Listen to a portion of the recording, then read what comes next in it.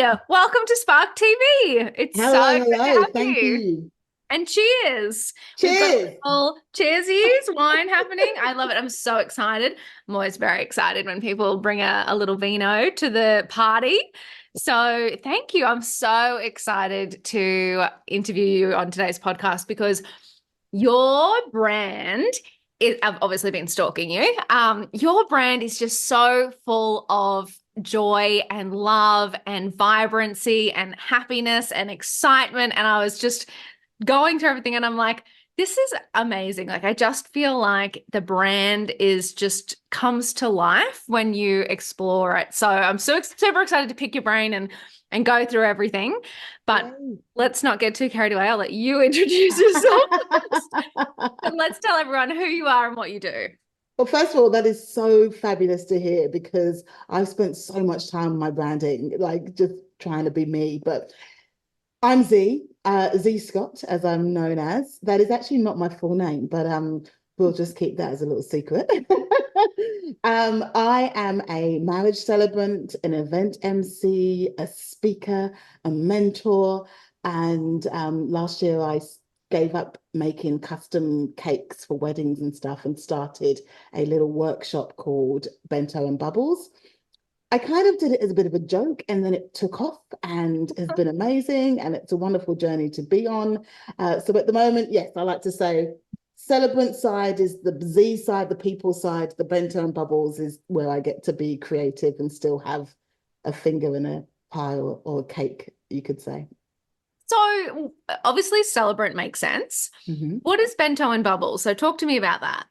So I've been my mum used to be a cake maker, Mhm. and then I then got into cakes many, many moons ago. And then so I've made cakes for years. And then last year I just decided I absolutely love being a celebrant more than anything in the world. And I didn't want to split my time evenly anymore. I wanted celebrancy to take over, that part of my world. But I didn't want to give up cakes completely. So one day I just said to a friend, wouldn't it be fun if you went along? Because we'd been to like a paint and sip session. And I was Mm. like, wouldn't it be fun to go along and just drink bubbles and decorate a little mini cake, but not be like going to learn a craft or anything. Just have fun and just Yeah. be able to book a little session. And the groups are maximum 8 people, and it happens here in my studio in Coburg North. And it really is just about coming along, having a drink, have you be alcohol or non-alcoholic, and decorating this little cake, but not having any pressure of thinking, oh, this is for work or this is to learn a Mm. skill. It's just fun. So I like to say there's lashings of buttercream and lots of bubbles, and it's the happiest 2 hour happy hour on earth. Oh my God, I love this. Okay, I'm on the next flight to Melbourne because this sounds like something I need to experience. Oh, that is so much fun. And I just love the idea of doing something for the joy of it. You know, Yes, you don't have to absolutely. be good, you don't have to learn something. You're just there to Yeah, be playful. yeah. And as soon as attendees turn up, I say straight away, just remember, this is just for fun. There's no right or wrong.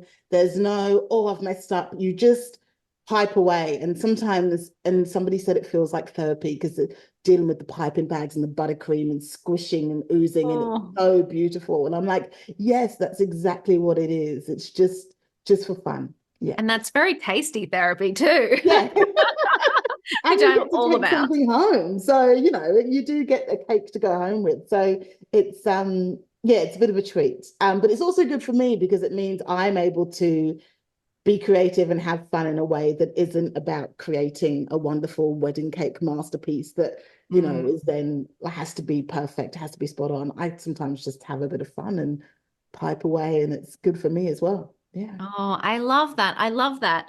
So let's go back to the Mm. celebrantness.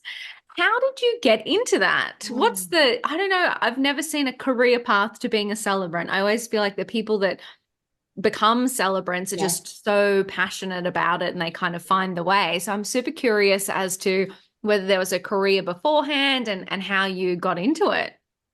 there have been a million careers before this one. But I guess the one that is most sort of owing to me becoming a celebrant was, I was on the stage, I was an actor. But it wasn't just about being an actor. I love writing. I'm a Mm. creative writer. And for me, I went along to a wedding of a friend a few years ago. Well, I say a few years, 10, 11 years ago now it was.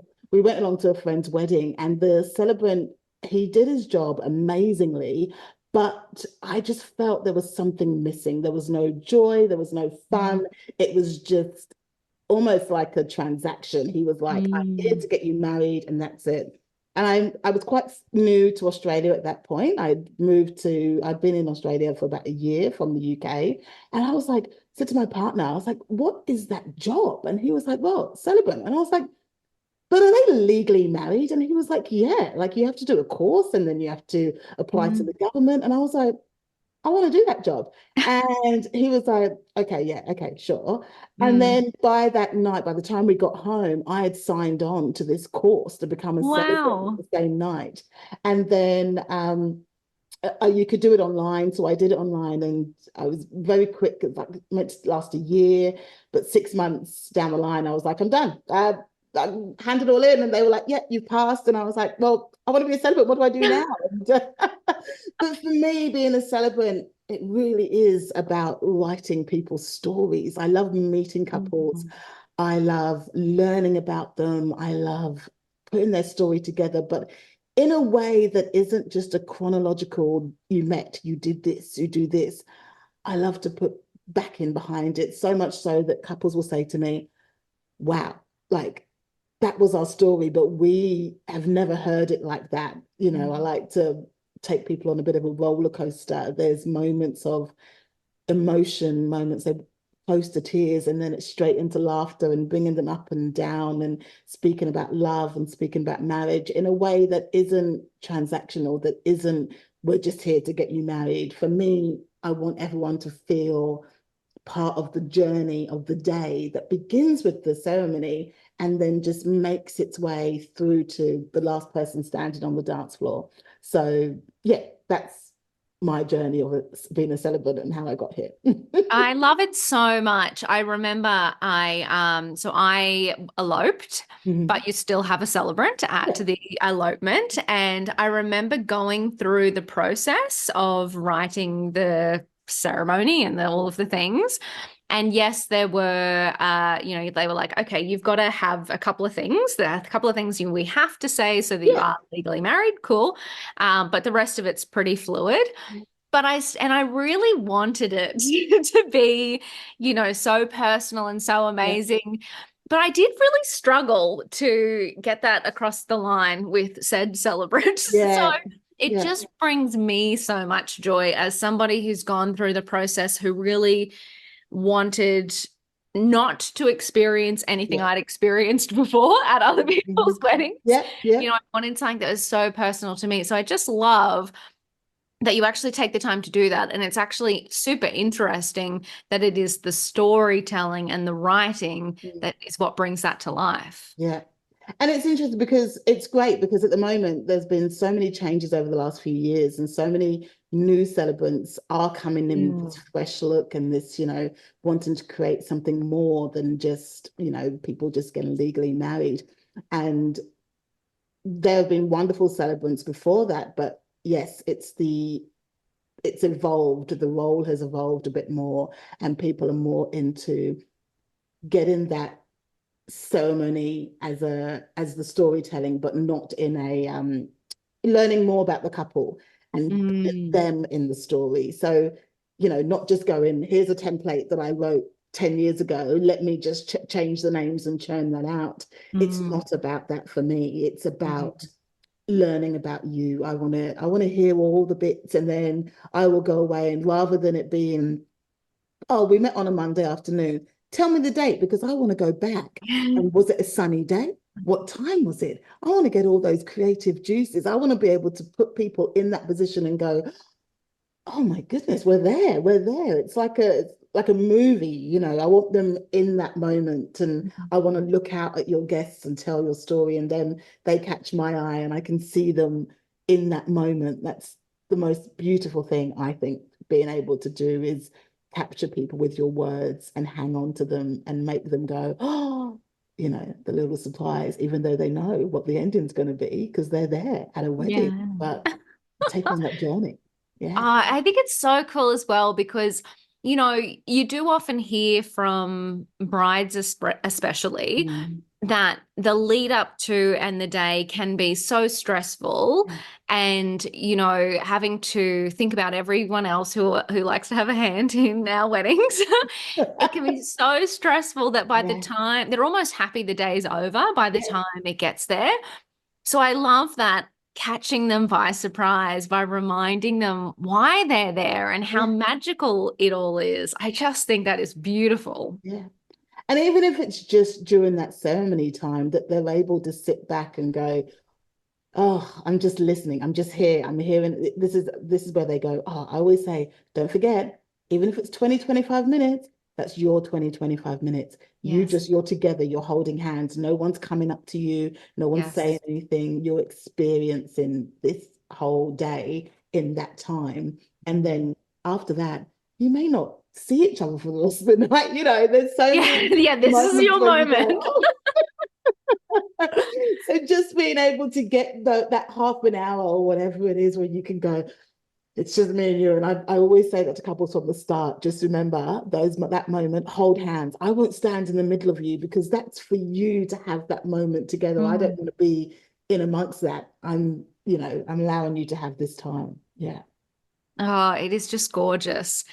So then tell me, what has it been like creating a business around something that is so creative, so personalized, so, yeah, individualized? How have you gone wrapping a business model around that? Oh, it is. It works for me because of I'm not a 9 to 5 corporate kind of person. And Mhm. I've tried that over the years and that never worked for me. And so having that flexibility and the how I'm a bit of a two sides of a coin kind of person. So people often when they meet me, they go, you do so much. How do you fit it all in? And then I show them my Google calendar and they see all the different colors and they see, oh, you've got all this time set out for productive time and what happens here and what happens there. So I'm very much a organized person, but I'm Mm. also quite creative. So I'm a bit of a flip coin, as my mum would say. And so I think it really comes down to having that creativity and the passion, but Mm. then going, well, I want to make a business. I want this to work. This is the life I want to live. So how do I do all these things? And then you start to put your compartments in place and go, well, I can do this and I'll do this and then I'll grow. Look at your business. As a celebrant, we get to do so much more than just turning up on the day and just doing this wedding. There are so many other steps to it. There are so many other journeys that you go on for each couple that for me, that's how the business sort of grew. Is I sort of looked at it and went, oh wow, I get to meet people. I get to create their story. I get to also do what I call my nerdy time, which is all my admin time, where I get to sit and input all their details and having to have that legal side of things as well. And that's what works for me in terms of celebrant and being and having that as a business is just knowing that there are so many parts to it that I need to make work. Mm. And yeah, Well, I mean, that's almost a creative challenge in and of itself, isn't it? yeah, Having the time to be in your creative zone of genius. And then, before we hit record, we were both, chatting about the boring side of yeah. business, right? But I love how you just framed it with, I get to do that kind of data admin. I get to do this. Like, and it's all part of me being able to have this business that I love working in. Yeah, but that's the thing, but you need to back it up. Yeah. Because if I want to run a business, if I want to make this business successful, and because at the end of the day, I mean, we've got to be honest, we're running a business, we've got to make the money, we've got to do all the things to get the bank. So for Yep. me, if I tell myself, oh, Monday morning is admin morning. So Monday morning, I get up and I'm like, right, I've got 2 hours of admin. We've got to get that done because we have to get that done in order to then go along for the rest of the week and flourish and do all the fun things like going to a book launch or, accepting invites to places. And then, time to write the stories, time to, um, yeah, again, find new couples, like moving, build the business as well. So for me, many years ago, I used to work in HR, and one of my main roles was to teach people how to be productive and learn about Oh. their productive zones and the times that they sit down and write a diary and they look at their week. And I'm so used to working in that manner and saying, right, I've got these 2 hours, that day is my most productive day. So I'll do all my things, all the admin stuff that I should not like, but I know I'm going to enjoy them that day because I need to get them done. And then Mm. I have my other days where I'm like, no, I'm not doing admin. I'm not doing anything boring. I'm going straight into my creative zone. So I'll get up and I'll treat myself to I like a cup of tea, nice big cup of tea, and I'll get back into bed and I will have the electric blanket on, for example, and I'll put on movies that I've watched a million times because I need that background noise. And then Mm. I'll sit there and then I'll be creative. And that's how I set myself up for those moments. But I see them as, if I see all the parts of my business as look at them in ways that I can enjoy them, and it Mm. makes it easier. And I know they're coming. So I know I've got to get myself ready for those 2 hours on that day and that day where I just Mm. go, nah, got to do it.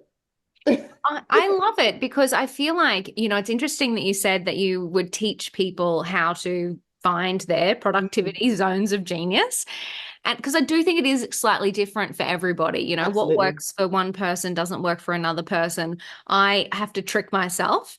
I have to distract myself into doing things, whether whether it's walking on a treadmill whilst doing sales outreach Yeah. or watching a movie while doing this admin, by doing my bookkeeping or Yeah. whatever it is. I kind of like go, if I give you this little treat, you have to do Yeah, this you could boring do. task. But it works. But it's true, and it's whatever works for you as well. Some people, people that I work with, they will say their treat is to go to the gym, and so if they get their stuff done in the morning, they'll go to the gym in the afternoon. I'm an early bird. I am up sort of at 3 a.m. each morning, and What? for me, yeah, I know. So between sort of 3 and 7 a.m., they are my most productive times of the day. I don't know why, but Mm. I will get up and I will knock out a whole 8 hours work in 2 hours. I can just focus, the stillness, the quiet, that beautiful. If you've not woken up at that time in the morning and done anything, I advise that you do because you never know. You might Yeah. surprise yourself. But for me, it's the stillness. Everyone else is asleep and you get up and I can just sit there and I just put my headphones on and I just knock out however much work I need to do. And then my treat is like I've got, well, the rest of the day that I can do whatever I want almost.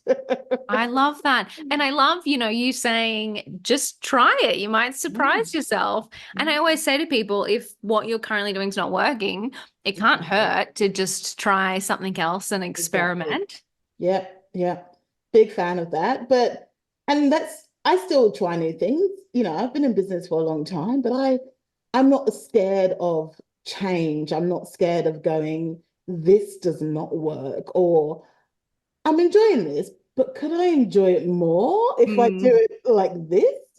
So for me, it's like sometimes I just wake up and go, oh, I'm going to shake things up. I love I'm going it. to I love do it. this. I'll I get think up and cook dinner like at 3 in the morning and get that prepared and then go, oh, okay, that felt okay. But I prefer doing the admin at that time. Yeah, it's so good. And I just love it because I feel like people have energy levels at different times of the day. So it's kind of learning to figure out where you sit on that, 12-ish hour spectrum and what Yeah. point you need to do. It's great because I remember, so I came from the corporate world Mm, and it was very much 9 to 5. mm. And so when I started my businesses, I thought I had to operate in 9 to 5. Yes. And especially when I got a team, they were all operating 9 to 5, and employment contracts say 9 to 5. Yeah. But I'm not a nine, I can't do 9 to 5. Like, I seriously, it's something weird. Like, it's almost like because it's a rule, I Yeah. don't want to do it. Yeah. I'm rebelling against it. And I have found like I will again, I'm similar. First thing in the morning, I can Yeah. smash out really good work. And then I kind of like to potter a little bit in the middle Yeah. of the day, and I'll do my exercise in the middle of the Yeah. day, or, I'll even go and do the grocery shop or whatever it is. And then something happens and I get a second wind in the afternoon, and then Yeah. I'll go all night, and Yeah. I love working in front of the TV, and all of that kind of stuff. So I just feel like you've kind of got to go where the energy is and what works for you. Absolutely. Absolutely. And you're right. Many people that I work with, they will say, oh, but I've got to be available 9 till 5. I've got to do this, Mm, I've got to do that. And I'm like, no, at the end of the day, like, why did you become self-employed though? Like, why mm. would I do this just to then be within those constraints when actually I'm making my own rules and I'm setting my own boundaries and I'm saying, actually, I might be available between 9 till 12, and then I won't be available again until 5 till 7. What are you going to do about it? Yeah, exactly, exactly. And you know what the best part is? The world never ends. Exactly. I It know we all all think happens. we're saving lives.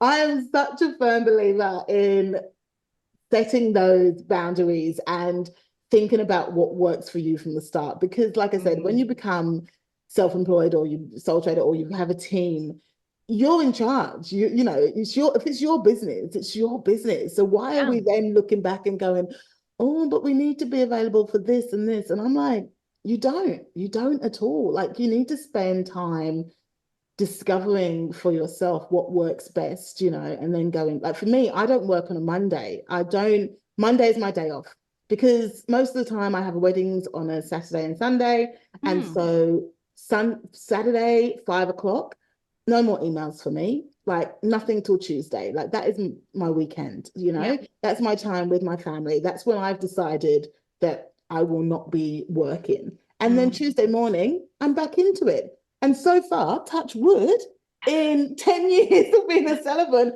there's not been any emergencies during that time that I really need to attend to. So, Mm. yeah. No, I love it. I love it because it's so true. I just love that, you are the boss. You are in charge. You get to set the rules. Yeah. But I think it is difficult. A lot of business owners do come from that old Yeah. corporate structure, and we're stepping into this new world, and it's really the only, I guess, guide rails that we know, right? Yes. There's no this is how you start a business. There's plenty of courses and Yeah. coaching and people's ideas, but they tend to be conceptual and in parts. It's not quite a blueprint for how you have to start operating your own Yeah. day. So I love that idea of being curious and trying things and just seeing what works, and just being okay if it doesn't work Yeah. to mix it up, try something else, change Yeah. it. And I think as well, a lot of people in business, I don't know if it's fear of wanting to please people or be available for people. And in this Mm, day and age that we're in now, of course, where we have the social media and that sort of people want to be able to contact you at all times. And mm, I think you need to be strong enough to go, actually, no, I'm good. I don't need to talk to you at 10 o'clock at night yes. about, whatever you need to talk about. We can save that to another time when it works for me because it's my business. You've got to be a little bit selfish and be able to say, no, actually. And I'm not saying that over the years I haven't had moments where I've sat there and an email's come in and I go, but if I just answer it now, then it's done, and it's out the way and I don't have to think about it. And so for Mm, me, one of the biggest things was to make sure I've got two mobiles. I've got my work mobile and that goes nice. off at 5 o'clock. And that's the only place where all the work things are, like any Mm, apps that are work related, any emails, all those things go on my work mobile. Then my personal mobile will have, Instagram and the fun things and whatever. yes. And it's just, yeah, but and put that Instagram on no contact, that no do not disturb thing, so that you Oh can yeah, walk totally. away The no without people going, notifications. oh, Mm. you're online, let me just jump on. I'm like, It's I'm online good. to doom scroll. Yeah, that's right. That's right. I am just hanging out here. I am not working. This is my time to look at, Free time. people traveling the world and things that, I'll never do. Memes. I want more memes, please. People to make me laugh, you know? Exactly. Exactly. Oh, I think it's so good. So, one thing that you mentioned as well while you were talking through your story was a Mm. part of the time that you have to spend for yourself in your business is finding new couples. Yes. So, how have you gone over the last, has it been a decade, did you say? Yeah. 10 years? Yeah. Wow, that's amazing. Yeah. So, over the last 10 years, how have you gone about growing the business and finding Yeah. potential couples slash customers? Yeah, it's changed over time, if I'm honest. At the Mm. beginning, it was very much word of mouth. It's still word of mouth a lot, but now I checked my stats the other day, and over the last year, the last season, about 80% of my couples found me on Instagram, Wow. which for me is perfect. It's what I want because on Instagram, I'm very much the person who shows their true self. I Hmm. will jump on those stories and say, yeah, I've just fallen over in the shops or something, or my natural self. Yeah. And also people will hear me speak. They will see me Mm. in motion. If I'm at a wedding and someone's captured me or something like that, they'll see pictures. And for me, that's where I want them to find me. That's my primary place. Mm. But yeah, back in the day, it definitely would have been more word of mouth and Google search and stuff, because then, with the old areas and stuff. But for Mm. me, I want them to find me on Instagram. That's How what do you, and you sound like the type of person that loves showing up on Instagram, though. Do you have any secrets for that? Because a lot of I people, don't though. oh, really? That's good. That's fine. That's fine.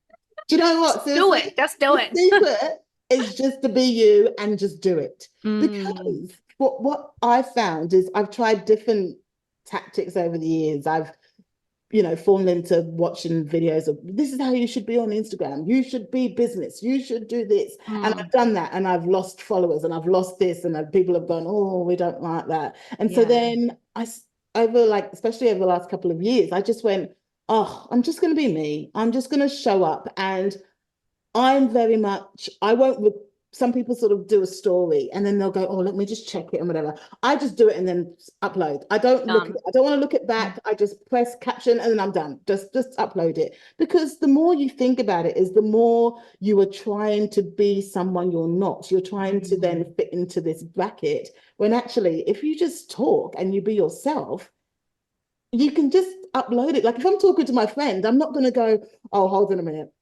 Just run that by me again. What did I just say? Did I? Yeah, you just roll that Let me back. just go over that. Yes. So Yes. why do we feel the need then to do that on social media with Mm. people who will probably never meet, probably never, get face-to-face action with, when actually just see me in my natural being and hear me as I speak. This is how I am. Again, this is what people want to know when they're booking a celebrant is how does she sound? How, Mm.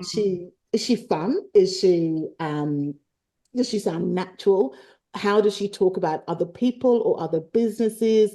How does she, show, that she's inclusive, representing, everyone. And for me, the only way to do that is to be myself. And Yes. so, you know, And that's really interesting as well, especially in your profession. You're mm, so spot on. You couldn't be one person on Instagram and then show up at a wedding and be someone can you completely imagine? different. It wouldn't work. They'd be like, that is not what I booked. Like, Yeah, yeah. What happened here? I just love that you say it too. So this month, depending on when people are listening, we're recording this in May, is one of our Spark Women in Business grants open month. So I have to do a lot of showing up mm, on the gram and telling people about all of the things. And I was trying to record something yesterday for the opening and I recorded it about 17,000 times.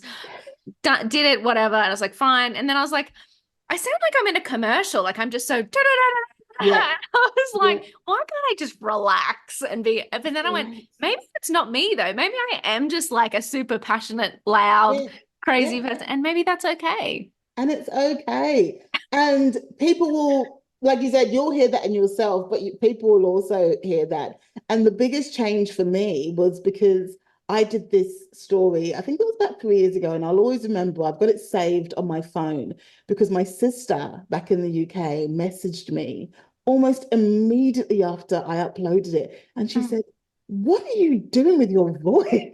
Like, what is that sound coming out of your mouth?" And I was like, "What do you mean?" And she was like, "You just sound like you're trying to be someone you're not." And I remember Oh, sitting there that day and just going, and then I listened back and I was like, "Oh my gosh, yeah, you're right." And wow. sometimes you need that little check-in. Like, you just need someone to go, "Come on, you're Just relax, okay. girl. Just Just chill out. relax. It's fine. It's You're okay. good. Just It's you, true be though. you." But it's like we get in our own heads, right? Yeah, Just, you're sitting at your desk working from home, yeah, probably, half the time in an empty house, half the time yeah, with kids running around. Like, sometimes you're just like, I can't even hear myself anymore. yeah. I don't even know who I am showing up on stories. But that's the thing. And when I work with, because I also work with, I'm a mentor for some sort of upcoming celebrants and everything as well. And I always say to them at the end of the day, when you go out there in front of the crowd, especially like if you've got guests, like I've done weddings where they've got 250, 300 guests. And to me, Wow. it's the same as if there was three guests in the crowd. Mm. I am just telling the story. I'm still being me. I can't stand there stiff. I am an expressive talker. My hands will go and everything. And I'm not going to change that according to how many people are there. And Mm. I think everyone needs to get used to that. And it's been so beautiful to see on social media, especially in the last like probably year or so, where so many people are just showing up. They're just Yeah. saying, "This is it. This is me. This is what you get." And I love it. I'm enjoying it so much because I'm out there going, "Yes, this is what I want to see. I want you to talk to me about the silly things. I want you to say, this is what happened." And every time I do a story or something like, where I do say, "Oh, I've just done this and oh, I fell out the car." It's so me. Like I think one of my most watched stories of last year, we were looking, me and my assistant were looking, and I bought a new wheelie chair in the studio here, and I spun around on it and I fell off, and I just went on stories, and I was like, at this big old age, I just spun on my chair and fell off the chair, and it was just, people were like, so they just go, "Oh, she's real. It's a real person. We're seeing Yes. her." Yeah, I love it too because, it gives us permission as well to just be. And yeah, so many people say, I just don't know what to talk about when yeah, I do show up. And it's like, you know what? Yeah, it actually doesn't matter, yeah.